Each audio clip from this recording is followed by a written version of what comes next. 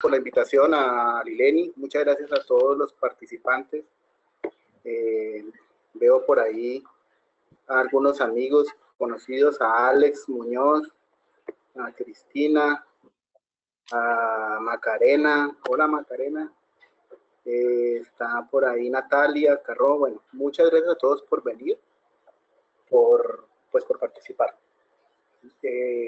El tema que vamos a ver hoy es sobre suficiencia de la circulación. Es un tema fundamental de la tecnología de circulación extracorpórea, ya que digamos que es como el objetivo primordial y básico de esta tecnología, proveer una circulación suficiente mientras está conectado al sistema bypass cardiopulmonar. ¿En qué consiste esta suficiencia de la circulación?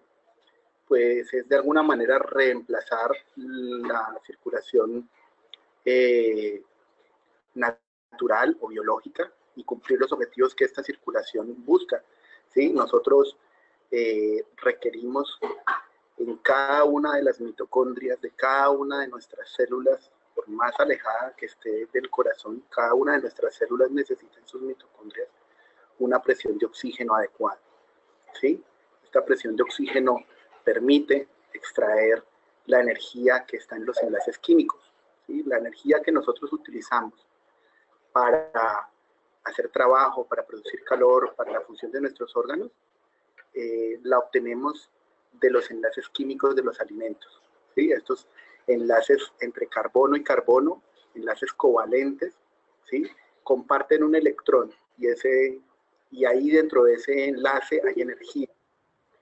Esa energía fue obtenida originalmente del sol, desde el sol, por las plantas, y se almacenó en estos enlaces. Y nosotros, para poder utilizar esa energía, para poder sacarla de ahí, necesitamos que haya oxígeno para que pueda romperse ese enlace químico. Entonces, lo que pasa en cada una de las mitocondrias de nuestras células es que ahí, si hay oxígeno, es posible romper los enlaces de los carbohidratos, de las grasas, de las proteínas, y almacenar esta energía en una molécula que se llama adenosintrifosfato. Nosotros necesitamos aproximadamente 1 mol de adenosintrifosfato por kilo por minuto. O sea, una persona como yo necesita como 80, poco más de 80 moles de ATP por minuto para mantener sus órganos funcionando. Y para poder producir esta cantidad de ATP, entonces necesitamos enviar a todo nuestro organismo una cantidad de oxígeno. Una persona como yo consume más o menos unos 300 mililitros de oxígeno por minuto. O sea, un vaso grande lleno de oxígeno por minuto consume mi organismo para producir la energía que mantiene todas mis células funcionando, ¿sí? Tengo que llevar entonces este oxígeno a todas las células. Y hay una dificultad importante, y es que el oxígeno se disuelve muy mal. El oxígeno no se disuelve muy poco. Si nosotros ponemos 1 litro de plasma a la atmósfera, a la presión que hay en la atmósfera de oxígeno, ¿sí? Si pasamos 1 litro de plasma por nuestro pulmón, ¿sí?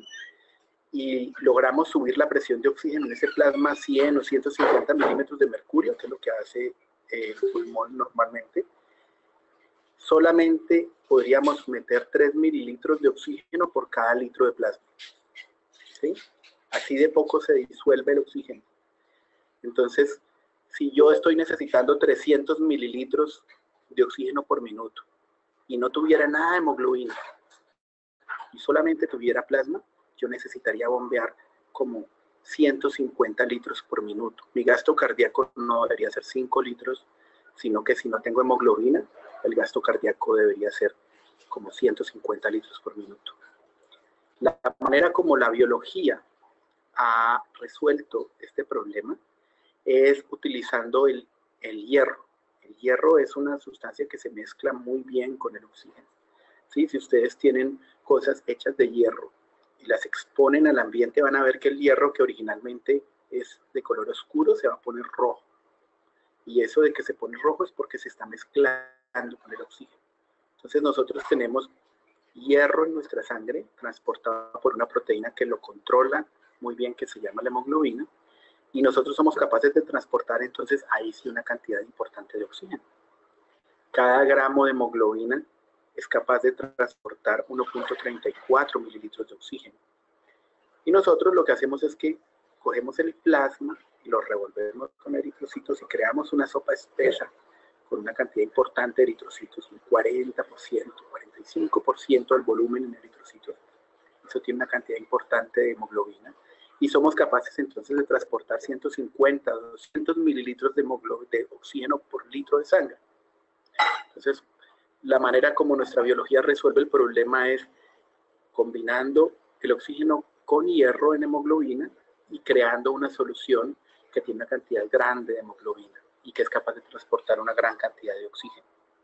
Esto nos permite, cuando podemos transportar en un litro de sangre más de 150, 160 mililitros de oxígeno, cuando una persona tiene una concentración de hemoglobina normal, cuando una persona no está anémica, entonces podemos tener con un flujo o un gasto cardíaco de 4 o 5 litros, transportar todo el oxígeno que una persona necesita. ¿Sí?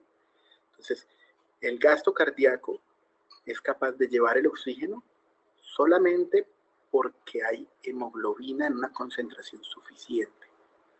¿Sí? Si nosotros disminuimos la hemoglobina a la mitad, la única manera de compensar eso es duplicar el gasto cardíaco. Cuando ustedes tienen una persona que está anémica, que tiene 7 gramos de hemoglobina por decilitro, esa persona tiene que prácticamente duplicar el gasto cardíaco. Entonces, la suficiencia de la circulación consiste en entregar esa cantidad de oxígeno a los tejidos. ¿Cómo garantiza el cuerpo que se entrega esa cantidad de oxígeno a los tejidos? Enviando por lo menos el doble del oxígeno que el cuerpo necesita. ¿Sí? Entonces, por ejemplo, si yo estoy consumiendo 300 mililitros de oxígeno por minuto, mi cuerpo envía al menos 600 mililitros al organismo, para que el organismo tenga abundancia de dónde coger. ¿Sí? Cuando mi cuerpo no es capaz de enviar al menos el doble de oxígeno, algunas células se comienzan a quedar sin posibilidad de oxígeno.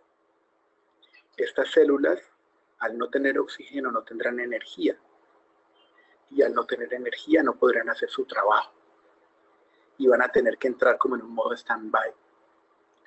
Y si el déficit de oxígeno es muy importante, entonces van a dañarse, van a morirse. ¿Sí? Cuando nuestro sistema circulatorio y nuestro sistema respiratorio no son capaces de hacer este trabajo bien, entonces nosotros comenzamos a hacer disfunción orgánica. El bypass cardiopulmonar es un sistema que está reemplazando una parte del sistema cardiovascular. Voy a mostrarles un dibujo que hice con unos colores aquí en mi... ¿Aló? ¿Aló? Lo escuchamos muy bien, doctor. Es que escucho, bueno, es que por ahí como que escucho ruido. ¿Alguien tiene prendido el...? Sí, ya estoy eliminando los micrófonos que estén prendidos. Ya está. Ah, bueno. Ok, listo. Entonces, no sé si todos ven este gráfico. Ahí lo ven bien. Es un gráfico bastante simple en funcionamiento de la circulación. ¿Sí? Sí, se ve. Entonces nosotros enviamos desde los pulmones hacia el ventrículo izquierdo sangre oxigenada. ¿Sí? El ventrículo izquierdo lleva esa sangre oxigenada a los órganos. Ahí se consume el oxígeno, la sangre se pone oscura y vuelve al ventrículo derecho por las venas cavas y el ventrículo derecho lo impulsa a los pulmones. Es, digamos, el diagrama más simple que se puede hacer de la circulación. ¿Sí? El flujo que va del ventrículo izquierdo a los órganos y efectivamente entrega oxígeno y vuelve por las cavas se llama el flujo sistémico efectivo. ¿Sí? El flujo que sale por la aorta y pasa y perfunde todos los órganos y se desatura en los órganos, entregando oxígeno que vuelve como sangre oscura por las venas cavas, es el flujo sistémico efectivo, es el flujo, digamos, que hace el trabajo de la circulación. No necesariamente toda la sangre que sale por la aorta entra a los tejidos, ¿sí? no necesariamente todo el gasto cardíaco entra a los tejidos a entregar oxígeno, ¿sí? La sangre que sale por la aorta, pero vuelve a la aurícula izquierda, esa sangre vuelve oxigenada y no hizo ningún trabajo, ¿sí? La sangre que viene por las venas bronquiales y que nosotros, por ejemplo, retornamos en un bypass cardiopulmonar desde la aurícula izquierda, esa sangre que viene de las arterias bronquiales, esa sangre no está haciendo ningún trabajo, ¿sí? O si es un paciente con una cardiopatía congénita y tiene un ductus arterioso, la sangre que sale por la aorta y se va por ese ductus a la circulación pulmonar, no está entregando oxígeno. Entonces, el flujo sistémico efectivo no es igual a la sangre que sale por la aorta. El flujo sistémico efectivo es igual a la sangre que vuelve por las venas cavas. ¿Sí? Es la sangre que viene desaturada del cuerpo. ¿Sí? ¿Nosotros qué hacemos en la tecnología de bypass cardiopulmonar? Pues muy sencillo, nosotros reemplazamos el ventrículo derecho, la circulación pulmonar y el ventrículo izquierdo, y ponemos aquí en medio, entre estas dos circulaciones, acá, entre estas dos circulaciones, ponemos nuestro bypass cardiopulmonar. ¿Sí? Sacamos sangre desaturada que vuelve de los órganos, la metemos al bypass, la oxigenamos y la volvemos a poner en la aorta. Y excluimos toda esta parte de la circulación. ¿Sí? Si nosotros simplificamos este gráfico, ¿sí? Poniendo nuestro bypass cardiopulmonar acá,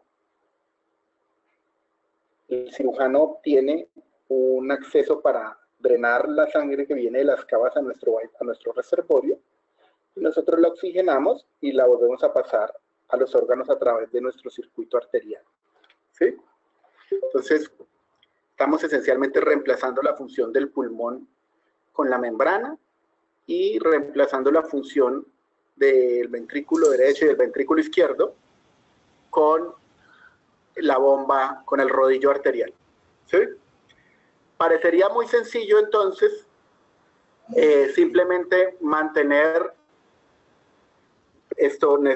Hay alguien que tiene abierto el micrófono y está entrando muchísimo ruido.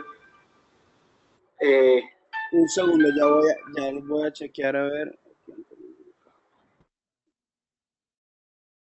Permítanme un segundo. Antonio, estoy dictando una conferencia. ¿Todo bien? Yo lo llamo apenas termine.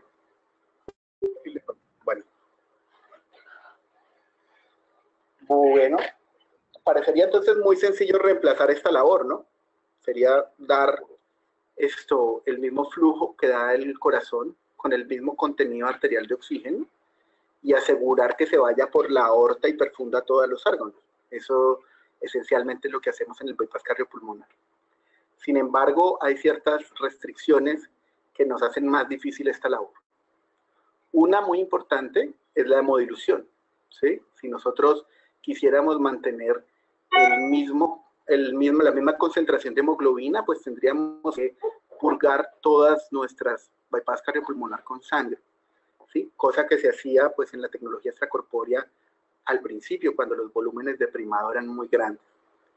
Todos sabemos que las transfusiones tienen consecuencias y son costosas no solamente económicamente, sino biológicamente, y por eso se restringen las transfusiones, y nosotros la mayoría de veces toleramos la hemodilución del bypass cardiopulmonar.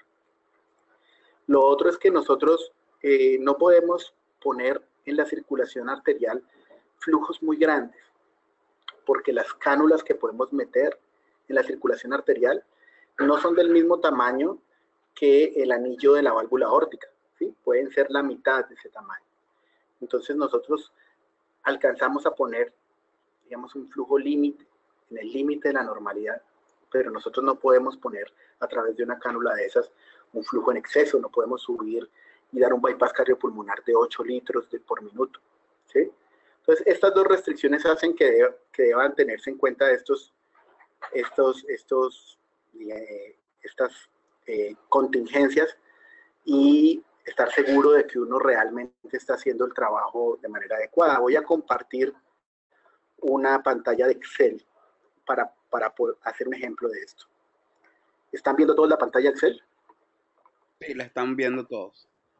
Ok, bueno, entonces aquí yo he puesto la temperatura del paciente, que en este caso son 36 grados, el peso del paciente, 70 kilos, la superficie corporal, 1.7. Digamos que el paciente tiene un hematocrito de 30, ¿sí? Tiene 30 gramos por decilitro de hemoglobina, ¿sí? Y que el flujo que estamos dando en bypass cardiopulmonar es 4.5 litros por minuto. Eso, digamos, sería un bypass cardiopulmonar de una persona de 70 kilos que entre con 40 de hematocrito o 37 de hematocrito y que con la hemodilución se baje a 30, ¿sí? 30, 33 de hematocrito. Y que le estemos dando un flujo de bomba de 4.5 litros. El índice cardíaco entonces nos va a salir en 2.64.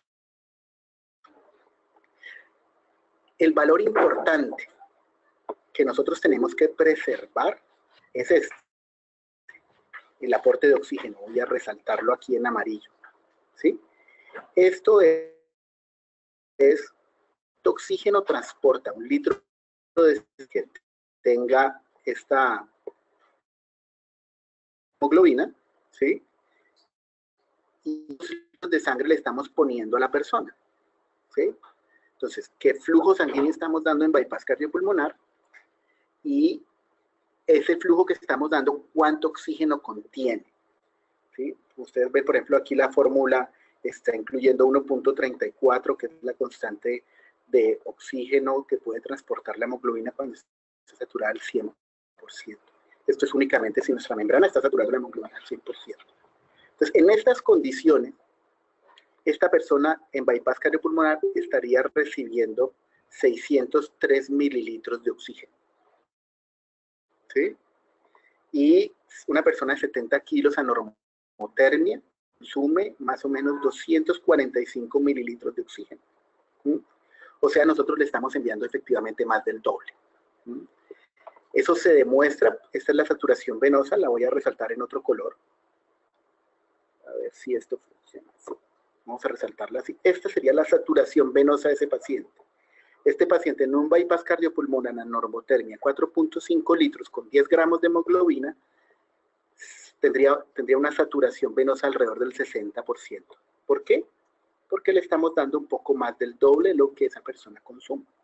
Y en esta circunstancia nosotros estaríamos dando una oxigenación suficiente, ¿sí? Estaríamos sin acidosis láctica y sin hipoperfusión orgánica, porque estamos dando más del doble de lo que consume. Ahora, si esta persona es una persona que, por ejemplo, nos llega con un hematocrito de 30 y que en la hemodilución nos baja el hematocrito a 21, ¿sí? Y la hemoglobina baja a 7, entonces el aporte de oxígeno, a pesar de que estamos dando el mismo flujo, ¿sí? Estamos dando los mismos 4.5 litros, el aporte de oxígeno a esta persona ya no van a ser 600, sino que va a ser 422. ¿Por qué? Porque cada litro de sangre pues va a llevar menos oxígeno porque tiene menos hemoglobina. Y esta persona a esa temperatura va a consumir lo mismo. Va a consumir 245 mililitros de oxígeno. O sea que le estamos dando menos del doble, ¿sí? El doble serían como 490 y le estamos dando 422, le estamos dando menos del doble. Y eso quiere decir que la saturación venosa de esta persona va a ser 41%, ¿sí? Va a estar con una saturación venosa muy baja y van a haber células de su cuerpo que no van a recibir oxígeno. Y estas células van a comenzar a producir lactato, a hacer acidosis metabólica, ¿sí? ¿Cuál es el problema de esta circunstancia? Que las células que no se perfunden, así hagan lactato, no van ese lactato a expresarse en las gases venosos. ¿Por qué? Porque justamente las células no se están perfundiendo. Entonces hay un problema con la hipoperfusión y el lactato, y es que el lactato siempre está un poco atrasado con respecto a la hipoperfusión, ¿sí? El lactato cuando sube, el paciente ya ha tenido un tiempo importante de hipoperfusión. ¿Cómo enfrentamos nosotros este tipo de hemodilución, ¿no? ¿Cómo se enfrentó esta situación en la tecnología extracorpórea? Induciendo hipotermia, ¿sí? Nosotros sabemos que cada grado de temperatura que le bajamos al organismo disminuye el consumo de oxígeno aproximadamente un 6%, ¿sí? Entonces, si nosotros bajamos la temperatura a esta persona a 32 grados y le bajamos la hemoglobina a 7 gramos por decilitro, entonces el aporte de oxígeno siguen siendo 422, que es el flujo por el contenido arterial de oxígeno. Pero ya nuestro consumo de oxígeno lo bajamos de 245 a 176. Entonces le estamos dando más del doble. Y nuestra saturación venosa va a volver a ser alrededor de 60. Siempre que estamos dando bypass cardiopulmonar, tenemos que jugar con estas tres variables. ¿Cuánto es el consumo de oxígeno de la persona? Y eso va a depender, obviamente, del peso. ¿Sí? ¿Cuánto es el contenido de oxígeno? Que obviamente va a depender de la hemoglobina. ¿Sí? ¿Y cuánto flujo le estamos dando a la persona? Si volvemos aquí a esto, y por ejemplo, tenemos un paciente que pese 100 kilos, el consumo de oxígeno en una persona de 100 kilos va a ser 350 mililitros por minuto, ¿sí? Y si nosotros le damos 4.5 de gasto cardíaco, ¿sí? Eso, una persona de 100 kilos tiene una superficie corporal de 2. O sea, que no alcanza a hacer esa fórmula ahí. Le damos un índice cardíaco de 2.25, ¿sí? A una persona que tenga un peso de 100 kilos, con una hemoglobina de 7, vamos a estar supremamente hipoperfundidos. ¿Sí?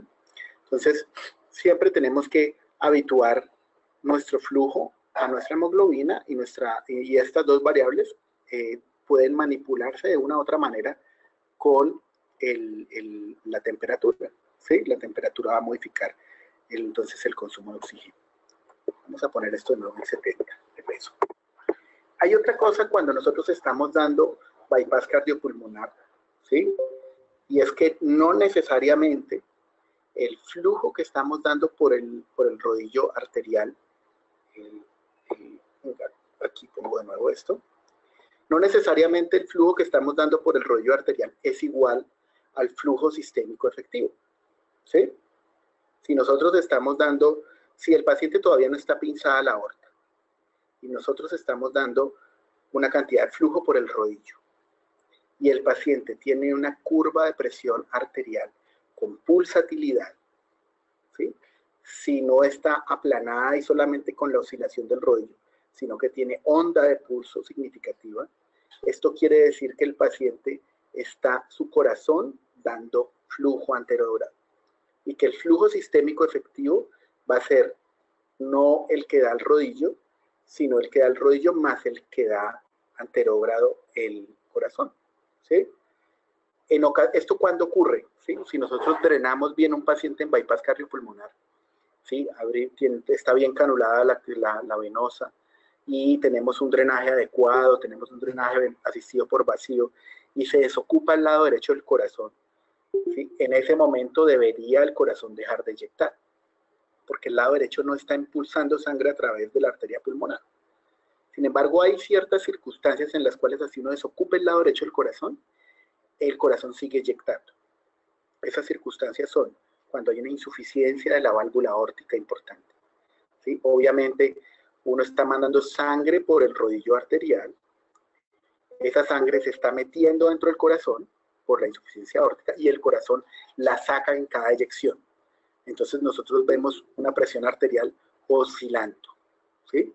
Si ese paciente se fibrila, entonces lo que nosotros vamos a mandar por la aorta va a perder lo que el ventrículo está eyectando y el ventrículo se va a llenar y vamos a dar menos flujo del que el rodillo arterial nos dice que estamos dando, ¿sí?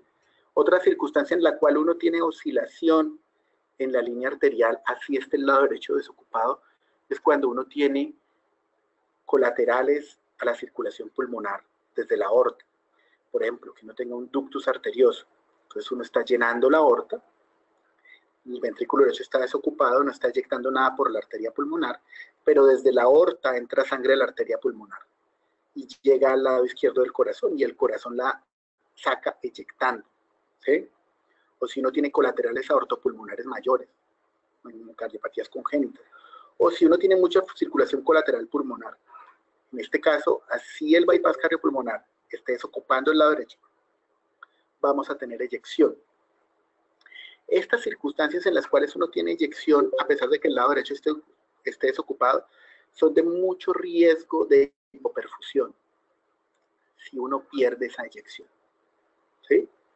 Si uno entró en bypass cardiopulmonar, el corazón está eyectando y el corazón se fibrila y uno pierde esa eyección, entonces toda esa sangre que estaba aportando el corazón se va a perder y vamos a terminar dando mucho menos flujo del que estamos pensando. Siempre que entren a bypass cardiopulmonar y tengan mucha oscilación, asegúrense de que tienen la causa identificada antes de que el paciente haga hipotermia y fibrile por hipotermia, ¿sí? Y antes de que el cirujano haga pinzamiento aórtico. Si la causa de esta oscilación es una insuficiencia aórtica, el pinzamiento aórtico va a resolver el problema. Y es seguro pinzar la aorta si la causa es una insuficiencia aórtica. Pero si la causa de esta eyección es retorno a las cavidades izquierdas por un ductus, por colaterales aortopulmonares mayores, y se pinza la aorta, el paciente se va a poner inmediatamente ese pince muy hipotenso y va a ser muy difícil tener buenos flujos sistémicos efectivos. Voy a poner aquí de nuevo a este lado de la gráfica, entonces vemos un valor aquí que se llama el flujo efectivo. Les recuerdo que el flujo efectivo es aquel flujo que va por la aorta con oxígeno y entra dentro de los tejidos, entra a los riñones, entra al intestino, entra al cerebro, y allá dentro de esos capilares entrega el oxígeno y vuelve por las cavas. El flujo efectivo es el retorno por las cavas, ¿sí? Es más, la manera más precisa de medir eso sería no midiendo por el rodillo cuánto está bombeando el rodillo, sino midiendo en la venosa cuánto está volviendo por la cava, que nunca es exactamente igual a lo que envía el rodillo. Aquí entonces tenemos, digamos, si el paciente está eyectando, pues estos en litros, hay que sumar eso al flujo efectivo. Y otra vez. Otra vez alguien abrió el micrófono. Un segundito, ya lo vamos a quitar acá. Ok.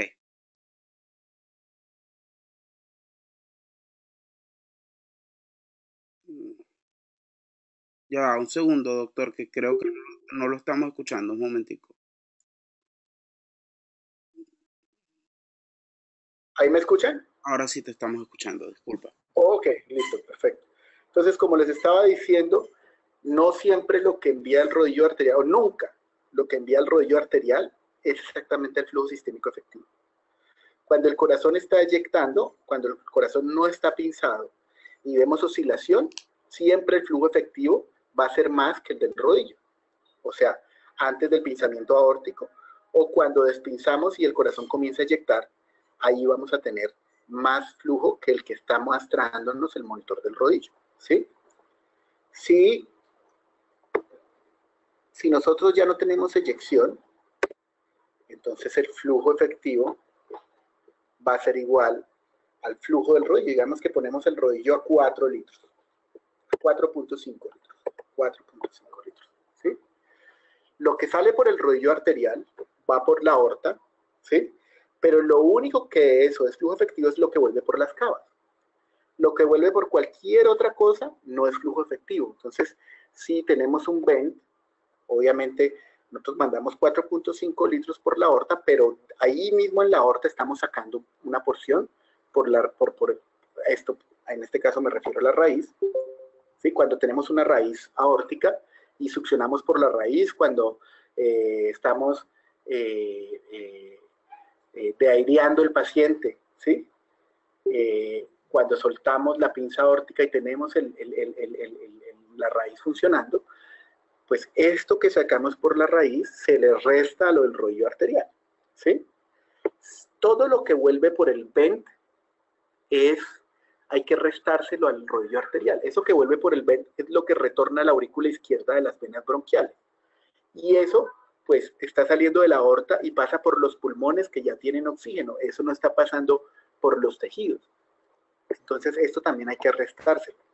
Si, por ejemplo, la cirugía fue una cirugía de aorta, no sé, en un niño un Yate, en un Norwood, en un adulto un Bentham, ¿sí? Y cuando sueltan, comienza a sangrar las líneas de sutura, todo lo que vuelve por el pericardio, eso también se le resta al flujo efectivo.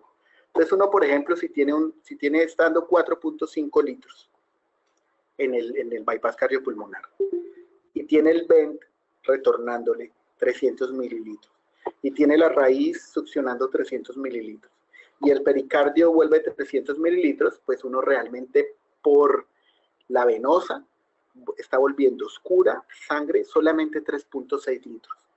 Y esos 3.6 litros pues van a ser el flujo efectivo del paciente. Entonces voy a cambiar este flujo efectivo acá. Voy a hacer aquí un truco y lo voy a volver este. A ver, aquí. Esto lo volvemos aquí igual a este flujo. Entonces, si nosotros pensamos que estamos dando 4.5 litros y tenemos todas estas tres cosas funcionando, realmente tenemos dando 3.6. Y nuestro aporte de oxígeno, ¿sí? Que si todo esto fuera igual a 0,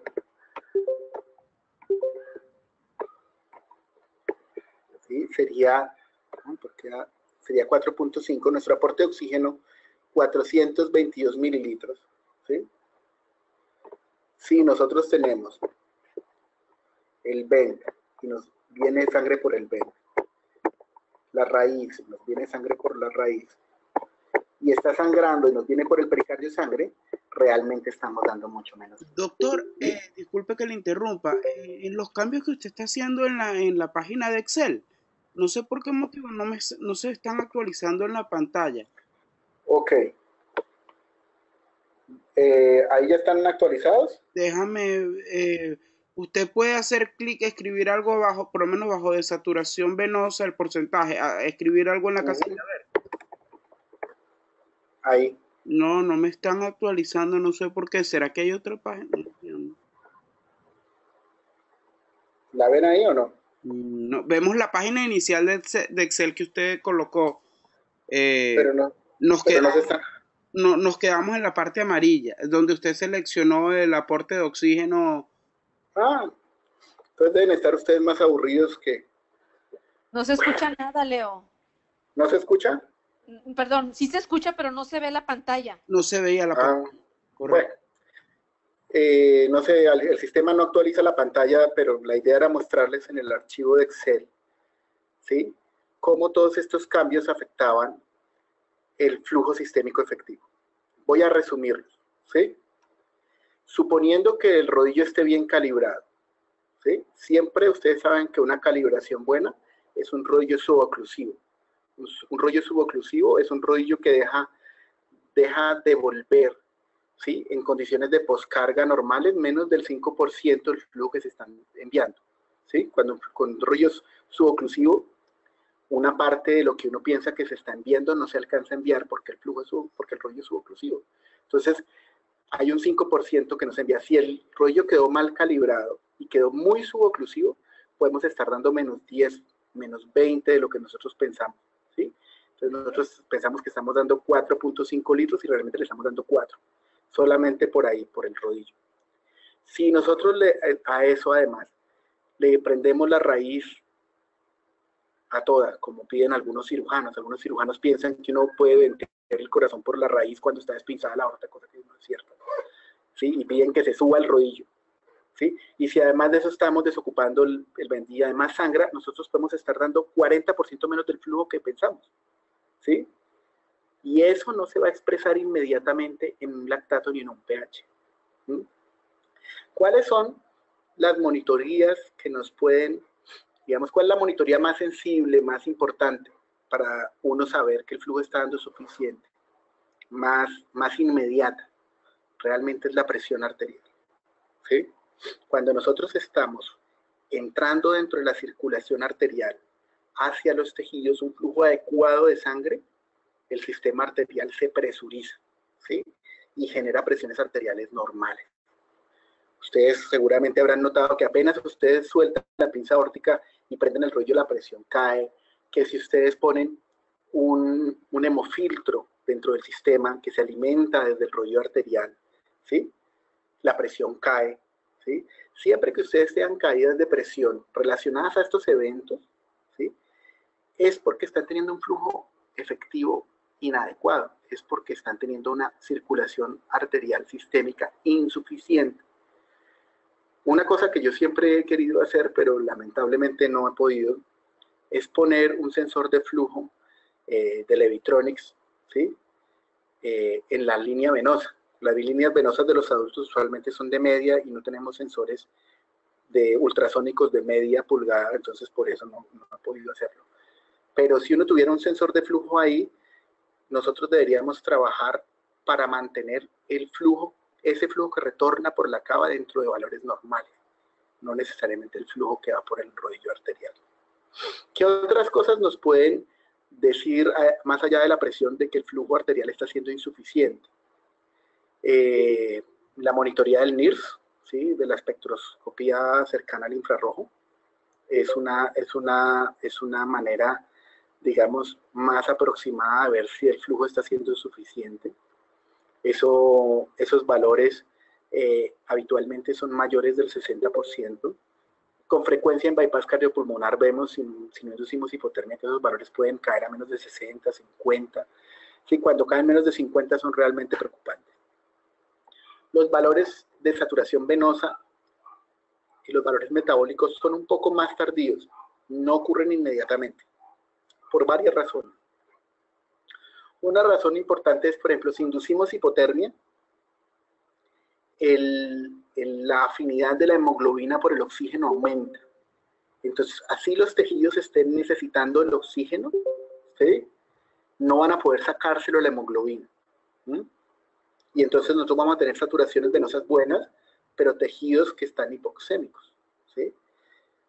Por eso cuando hacemos hipotermia es tan importante que la hipotermia se induzca de manera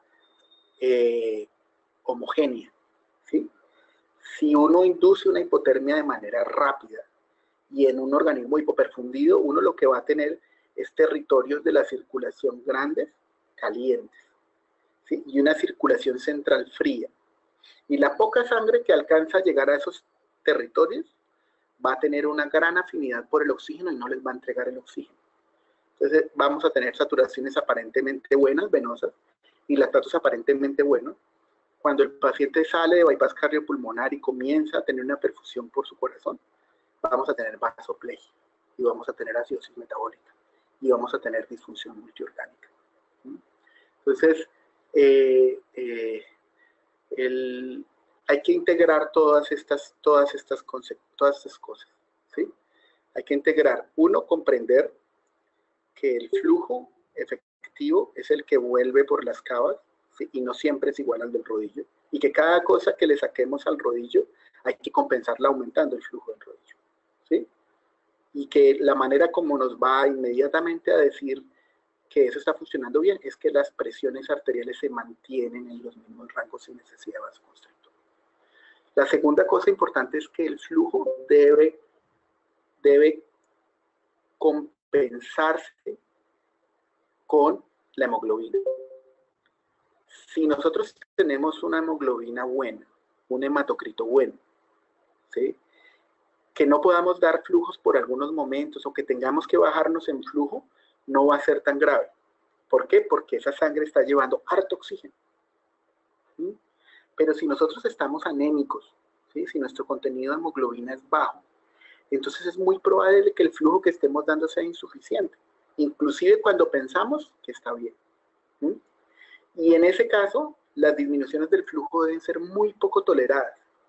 Entonces, en pacientes anémicos no podemos tolerar disminuciones de flujo. ¿Sí? Solamente podemos tolerarlas si hemos inducido una hipotermia adecuada a ese hematocrito. y si esa hipotermia ha sido inducida de manera homogénea, si todo el territorio circulatorio está hipotérmico. Si tenemos territorios que no están hipotérmicos, entonces no podremos tolerar este flujo, ¿sí? Lamentablemente, los cirujanos no, muchas veces no entienden todas estas circunstancias, ¿sí?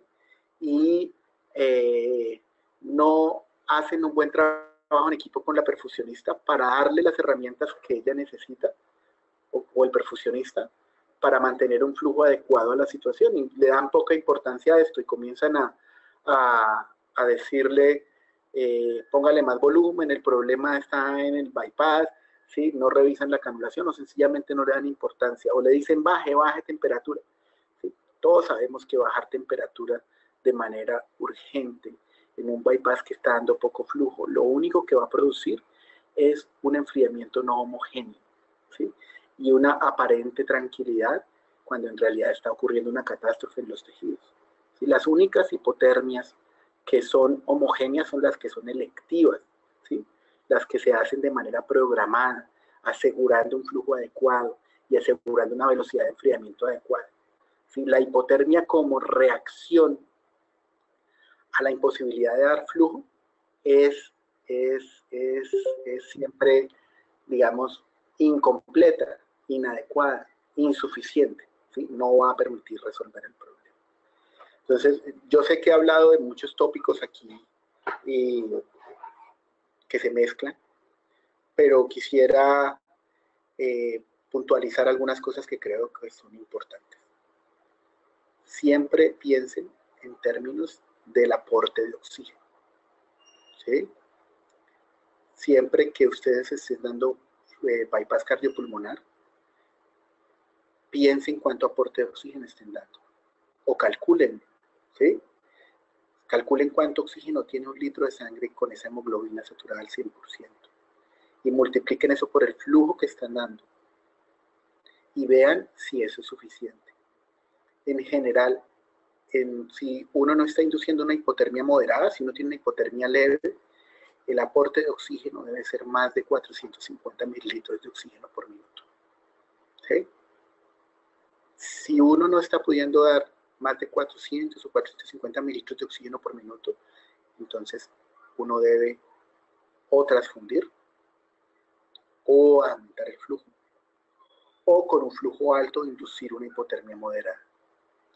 Segundo, antes de entrar, cuando entren en bypass, si ustedes tienen una eyección significativa en la línea arterial, si ustedes tienen una pulsatilidad significativa, no induzcan hipotermia, ni induzcan ninguna circunstancia que pueda inducir fibrilación hasta que no entiendan por qué razón el paciente está eyectando, a pesar de que está en bypass cardiopulmonar. Si esa eyección es por insuficiencia aórtica, no se puede inducir fibrilación a menos de que haya un mecanismo para pinzar y proteger el corazón. Si esa eyección es por retorno a la aurícula izquierda, entonces ahí hay que entrar a trabajar como se trabajan las cardiopatías congénitas con retorno a la aurícula izquierda, ¿sí? Ahí habrá que inducir una hipotermia de manera electiva, bien hecha, ¿sí? Para poder después pinzar la aorta sin entrar en una circulación insuficiente, y habrá que manejar pues otras cosas de las congénitas. Siempre que estén en bypass cardiopulmonar y la presión se caiga después de alguna intervención como el despinzamiento, ¿sí? O como el iniciar alguno de los rodillos de succión, ¿sí? Deben evaluar qué tanto está volviendo por ahí y compensarlo con un aumento en el gasto en el rodillo arterial, o que inician con una ultrafiltración en bomba. Todas esas cosas se deben compensar, y si ustedes no tienen un NIRS, la manera más segura de saber que están compensándolo bien es que ustedes retornan a la presión arterial que tenían antes de que este sistema se activara, ¿sí? Y que este retorno a la presión arterial se consiguió por un aumento en el flujo del rodillo arterial y no por una inyección de un vasoconstrictor. Creo que Bueno, las otras cosas son sencillamente, pues obviamente del día a día de ustedes, de la, de la, de la calibración del rodillo. ¿Qué circunstancias pueden hacer que el rodillo esté dando menos flujo del que ustedes creen que está dando? ¿Sí? El problema con los rodillos es que uno no está midiendo el flujo, uno está estimándolo, multiplicándolo, el volumen de la calzada del rodillo por el número de revoluciones. Y eso lo hace la bomba automáticamente. Pero hay circunstancias en las cuales es menos de lo que nosotros nos da la pantalla. ¿Sí? Uno, muy importante, si la calibración queda muy suboclusiva. ¿Sí? Las calibraciones suboclusivas devuelven dependiendo de la poscarga. Entonces, si uno tiene una cánula arterial muy pequeña, si uno tiene una membrana que quede muy justa y tenga mucho gradiente postmembrana, pues entonces uno va a dar menos flujo, ¿sí? Porque más va a devolverse a través de la suboclusión. Si uno tiene obstrucciones antes del rodillo, o sea, entre el bypass cardiopulmonar y el rodillo, ¿sí? Eso puede ocurrir. Que se acode, pues obviamente tendría que ser una torpeza, pero puede ocurrir. Entonces el rodillo no se va a llenar completamente, ¿sí? Y entonces el volumen que se va a enviar en cada vuelta va a ser menos del que nosotros creemos. Esto es especialmente sensible cuando los rodillos son de silicona, ¿sí? Hay máquinas de bypass cardiopulmonar, bueno, hay ventajas y desventajas de la silicona, pero hay empresas que envían su circuito con el rodillo no en Taigon, sino en silicona. Y la silicona es muy colapsible. Entonces, si ustedes tienen mucha presión negativa antes del rodillo, eso puede hacer que el rodillo, que la tubería del rodillo no se llene completamente por la presión negativa. Entonces, el uso de drenaje venoso asistido por vacío en bypass cardiopulmonar que tenga una tubería de rodillo de silicona debe ser muy cuidadoso y no exceder presiones negativas muy amplias, ¿sí?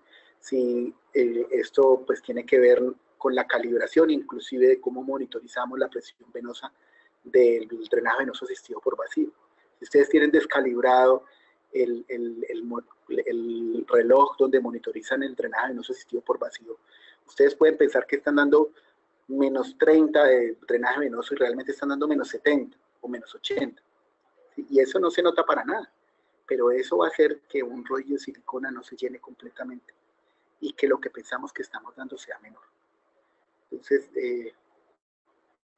esto obviamente no ocurre en las centrífugas, porque las centrífugas monitorizan de manera invasiva y directa el flujo a través del rodillo arterial, pues de la salida arterial. Sin embargo, también recuerden siempre que eso no necesariamente es igual a lo que vuelve por la venosa. No se me ocurre qué más decirles. No, bueno, muchas gracias, doctor, por la exposición. Ahora vamos a pasar a la parte de las preguntas por cuestiones de tiempo. Vamos a tomar alrededor de 4 o 5 preguntas y el resto las vamos a tomar por correo. Entonces, las personas que tengan preguntas, les voy a agradecer que manden un mensaje en el chat general el abajo y yo les abro su micrófono. Ya pueden, las personas que quieran hacer las preguntas, las pueden hacer en este momento. Ok, Alex Muñoz, vamos a abrirle el micrófono aquí, un momento, por favor. Ok, ya, puede hacer la pregunta. Hola. Profe Leo, buenas noches, ¿cómo está? ¿Qué vale? ¿Cómo va? Todo bien, ¿cómo le ha ido? ¿Todo bien? Muchas gracias por su presentación, muy buena. Yo le quería hacer una pregunta. Todos sabemos que por el tamaño de la membrana de oxigenación, ¿cierto? Hay hasta una cierta capacidad de oxigenación, depende del flujo que le estemos programando a ese paciente. Ahorita usted estaba hablando ya tomo la nota que tenía aquí, usted estaba hablando acerca de la compensación de los pacientes anémicos, pues secundario a la hemodilución. ¿Es recomendable aumentar el flujo por encima, por decir algo, de la capacidad de la membrana mientras se optimiza esa hemodilución, ya sea con sangre o ya sea hemofiltrando el paciente? ¿O hasta cuánto puede aguantar una membrana de esas para optimizar eso, para asegurar una entrega de oxígeno adecuada? Es una muy buena pregunta, Alex. Eh, la membrana está hecha para transferir cierta cantidad de oxígeno, ¿sí? A cada flujo transferir cierta cantidad de oxígeno. Las membranas normalmente están hechas para a 5 litros transferir. ¿Aló? ¿Me escucha ahí? ¿Alex? Hola. ¿Me escuchan? Sí, le estamos escuchando.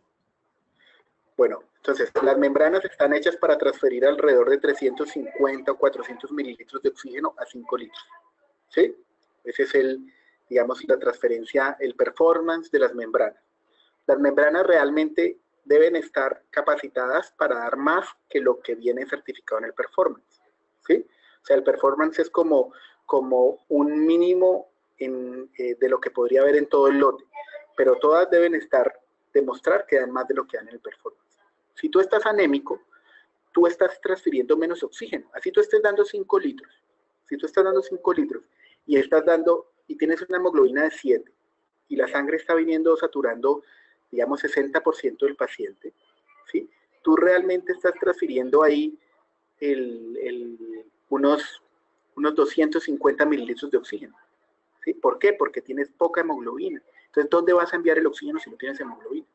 Entonces, el gradiente transmembrana, que la caída de presión de la membrana está calculada con una hemoglobina de 12. ¿Sí? Entonces, si tú tienes una sangre con 7 gramos de hemoglobina, pues la viscosidad sanguínea va a ser menor y la caída de membrana va a ser menor al mismo flujo. ¿Sí? Entonces, cuando tú tienes anemia, tú puedes dar más flujo del que está hecho la membrana, porque la membrana se calibró para dar ese flujo máximo con hemoglobina de 12. ¿Sí? Si tienes 7, puedes dar más flujo, no vas a tener tanta caída de presión y vas a compensar la poca cantidad de oxígeno que va en cada litro, aumentando la cantidad de litros que pasan por la membrana, y nunca vas a sobrepasar el valor de la membrana porque estás con poca hemoglobina. El problema, a veces uno puede ver que una membrana no saca la sangre oxigenando 100%, ¿sí? Sobre todo cuando uno entra a pacientes muy enfermos, muy malos, con hemoglobinas muy altas y están muy desaturados. Entonces, si tú estás pasando 1 litro de sangre, de una sangre que tiene 40% de hematocrito, tiene 15 gramos, 16 gramos de hemoglobina, entonces 1 litro de sangre va a comerse mucho oxígeno, le cabe mucho oxígeno.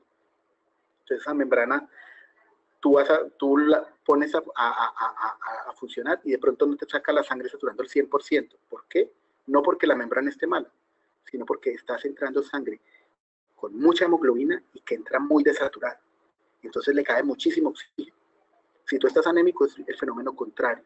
Tienes poca hemoglobina, le cabe poco oxígeno a la sangre. Entonces vas a transferir poco oxígeno, vas a tener que fluirla mucho más. Ojalá esté resuelta tu pregunta. Ok, muchas gracias, doctor. Ahora vamos a hacer la segunda pregunta. Solicitó la palabra Ulises Galloso. Un momento que le voy a poner para que pueda hacer tu pregunta. Ulises, ¿nos puedes escuchar? Ulises.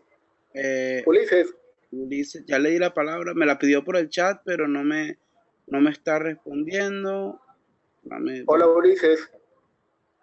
Ok, Ulises está, ok. Puedes hablar, Ulises. Hola, Ulises, ¿cómo va todo? Un gusto saludarte. ¿Cómo seguiste de tu pierna? Bien, no, mi hijo. Tu hijo fue el que se golpeó esa vez. Bien, aquí trabajando. Cuéntame. Se te ve bien. Bueno, sobre el punto, nosotros aquí estamos operando bastante, doctor, en normotermia y prácticamente sin hemodilución. Estamos haciendo una hemodilución a 10 por kilo por kilo. Y realmente los perfusionistas me están diciendo, me preocupa porque veo a la sangre muy desaturada. Bueno, cortarle un poquito más de oxígeno, esa es mi recomendación de siempre. Dale un poquito más porque no lo estás empleando y tenés una hemoglobina alta. No estamos acostumbrados a trabajar con una hemoglobina alta. Tengo varios perfusionistas que ya tienen su tiempo y acostumbrados a hemodiluir todo eso, pero nosotros estamos trabajando con hemoglobina de 10 para arriba. Entonces, disculpen, Voy a repetir la pregunta para que la escuchen. ¿Sí la escuchan? Ajá, ahora lo escuchamos usted. Bueno, voy a repetir. Entonces me cuenta Ulises que él trabaja en Paraguay, que ellos están usando poca hemodilución y que usan estrategias para poder tener el paciente en normotérmico. Me imagino que se refiere pues a primados, autólogos, anterógrados y retrógrados para disminuir el volumen de primado. Y eso permite pues obviamente tener hemoglobinas buenas para poder hacer normotermia, y que sus colegas se preocupan cuando en estas circunstancias viene la saturación venosa baja. La saturación venosa es como les digo, es un parámetro bueno de suficiencia de la circulación, sobre todo en normotermia. En hipotermia se vuelve menos bueno. Entonces, si un paciente en normotermia está viniendo con la saturación venosa, me decía Ulises que, bueno, que cómo hacer para que esto no ocurra.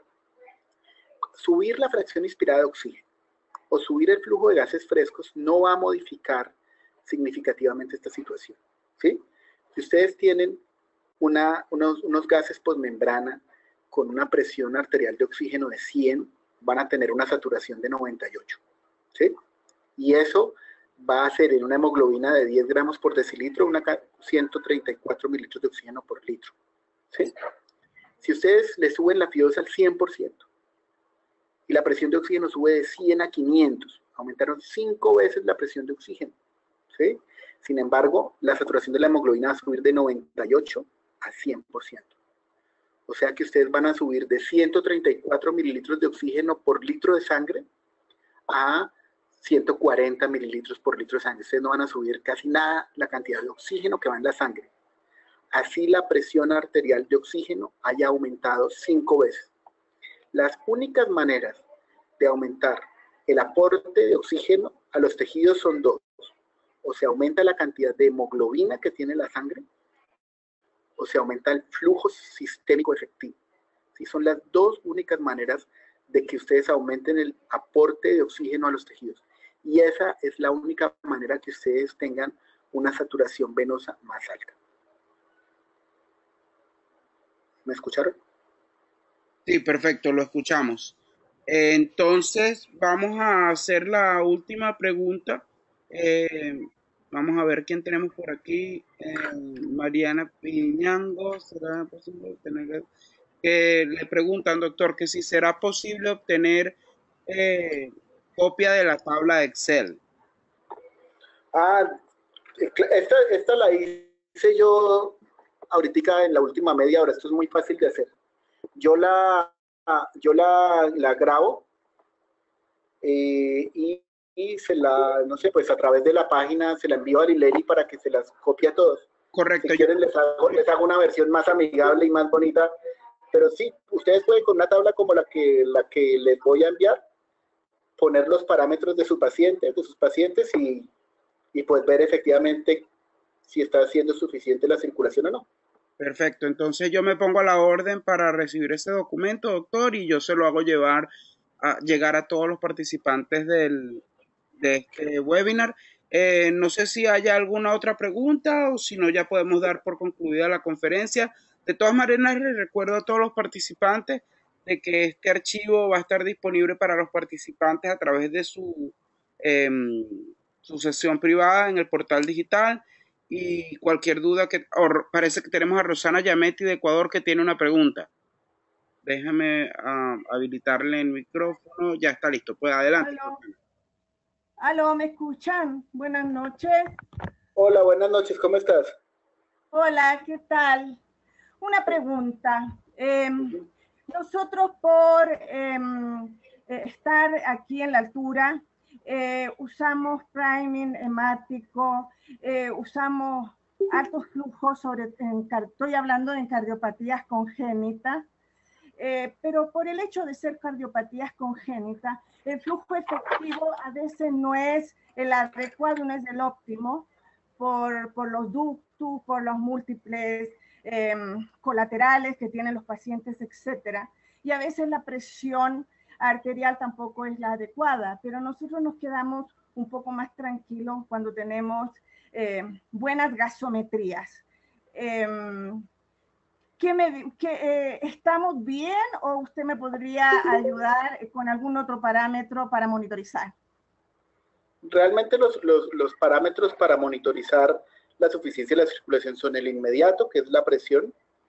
Como les digo, la presión va a ser igual al flujo sistémico efectivo por la resistencia vascular sistémica. Entonces, si uno pierde flujo sistémico, pues va a tener presión, ¿sí? El NIRS, que yo creo que es una herramienta que en cardiopatías congénitas es de muchísima utilidad y nosotros lo usamos de manera rutinaria, ¿sí? Y yo creo que son esencialmente esos dos los más importantes, así como de monitoría intraoperatoria. Y el seguimiento de las consecuencias de eso, yo creo de todas maneras que si uno tiene un NIRS adecuado y que si uno tiene una saturación venosa y un lactato adecuado, pues significa que está haciéndolo bien, ¿sí? Y los pacientes le dirán a uno en la salida de bomba y en el post-bypass, le dirán a uno qué tal estuvo la perfusión. Ahí hay una pregunta de Guille, que es el protocolo de barrido de la membrana.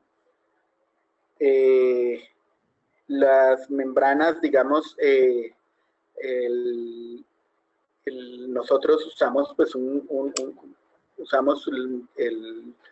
blender con un flujómetro y de acuerdo a la temperatura y a los gases se ajusta el flujómetro. Normalmente en bypass cardiopulmonar solamente si tenemos problemas con transferencia de gases usamos flush para descartar la posibilidad de condensación que siempre existe.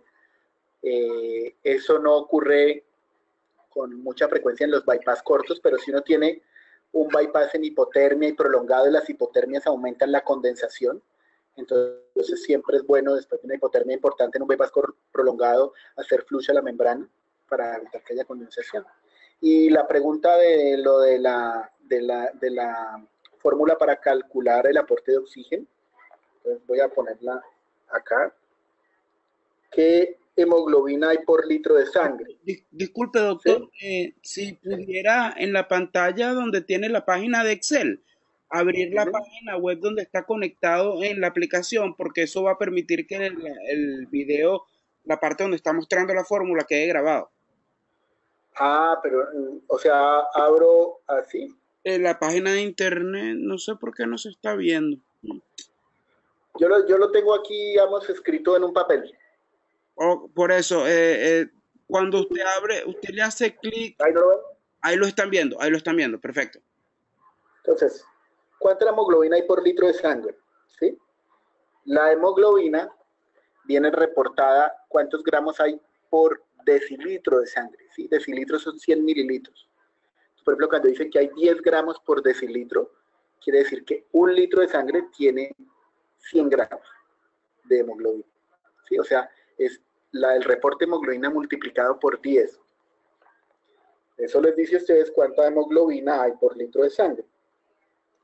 Y lo multiplican por 1.34, que es la cantidad de oxígeno que es capaz de cargar un gramo de hemoglobina si está saturado al 100%. Obviamente esto solamente es útil. O sea, la fórmula es así simple solamente si está saturando al 100%. Eso les da el contenido arterial de oxígeno. La hemoglobina por litro de sangre por 1.34. Por ejemplo, si uno tiene 10 gramos de hemoglobina, entonces esos son 100 gramos de hemoglobina por litro. Cada uno de esos va a tener 1.34. Entonces son 100 por 1.34. Va a dar 134 mililitros de oxígeno por litro de sangre, cuando uno tiene 10 gramos de hemoglobina. Y ese contenido arterial se multiplica por el flujo del bypass. ¿Sí? Entonces, ahí está el contenido arterial, que es la fórmula arriba, por el flujo del bypass. Entonces, si ustedes están dando 4 litros, pues va a ser 134 por 4. ¿Sí? Que eso da como 500 algo mililitros de oxígeno. ¿Sí? Va a dar como 530 mililitros de oxígeno. Esa es la fórmula. Bueno. Perfecto. Bueno, muchas gracias. Entonces, espero que todas las preguntas quedaron completas. De todas maneras, si tienen alguna otra pregunta adicional, nos los pueden mandar a operaciones@perfusión-latinoamericana, operaciones@asociacionalab.com. y yo con gusto se las hago llegar al doctor. Nuevamente, muchas gracias, doctor, por el tiempo y por todo el conocimiento. Quedamos a la orden y en algunos minutos le enviaremos a todos los participantes la prueba para que la puedan hacer. Recuerden que tienen 24 horas para completarla y en un periodo de 48 horas después de que la completen ya verán su crédito de unidad educativa en el portal. No tengo más nada que agregar, entonces yo quiero nuevamente agradecer al doctor Salazar. Realmente esto fue muy provechoso para todos. Seguro que vamos a tener más preguntas y de verdad que se conectaron. En un momento estuvieron conectadas 60 personas de toda Latinoamérica. Creo que esto es un gran logro y a medida que comencemos a usarlo más y lo sepamos manejar mejor, va a ser mucho más fácil el acceso. Doctor, muchísimas gracias de nuevo en nombre de todos los perfusionistas de Latinoamérica y lo vamos a tener en nuestro congreso, cosa que será para nosotros un orgullo que nos pueda dar esas conferencias magistrales, sobre todo de la fisiología del ECMO y de temas de perfusión y de oxigenación. Muchas gracias a todos por asistir. Para mí pues, es siempre un placer. Mucho de lo que yo sé se lo aprendí a las perfusionistas y yo siempre estaré muy agradecido por eso. Muchas gracias. Vale, doctor, 1.000.000.